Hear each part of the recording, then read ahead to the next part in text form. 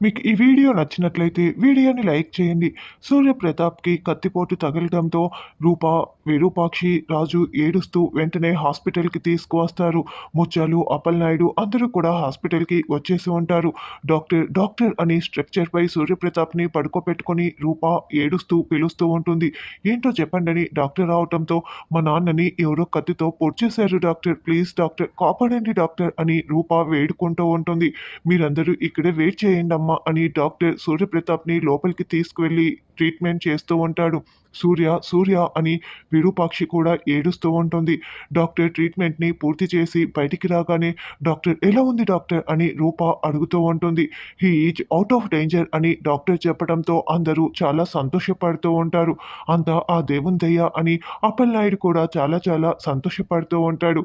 వెళ్లి చూడొచ్చని చెప్పడంతో వెంటనే రూప, రాజు వాళ్ళందరూ కూడా బెడ్‌పై పడుకొని ఉన్న సూర్యప్రతాప్ దగ్గరికి వస్తారు. ఇక రాజు, రూప ఇద్దరూ కూడా సూర్యప్రతాప్ కాళ్ళ దగ్గర చేతులు పెట్టి రూప నాన్న అని పిలుస్తుంటే పెద్దయ్య పెద్దయ్య అని రాజు పిలుస్తూ ఉంటాడు. స్పృహలోకి వచ్చిన సూర్యప్రతాప్ ఎందుకొచ్చారు మీరిద్దరూ ఇక్కడికి? నేను ఎప్పుడో చనిపోయాను. మీరు నన్ను ఎప్పుడో చంపేశారు. అటువంటిది మళ్ళీ మీరిద్దరూ నా దగ్గరికి ఎందుకు వచ్చారు? వెళ్ళిపోండి. నా కంటికి మీరు అస్సలు కనిపించకండి. నా ప్రాణాలు పోయినా కూడా మీరు అస్సలు నా దగ్గరికి రాకండి. ఒకవేళ మీరు నా దగ్గరికి వచ్చారో నా ఆత్మకు కూడా శాంతి కలగదు.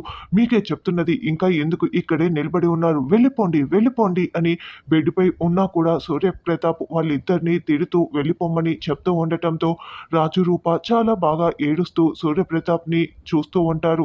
ఇక విరూపాక్షి కూడా చాలా బాధపడుతూ చూస్తూ ఉంటుంది.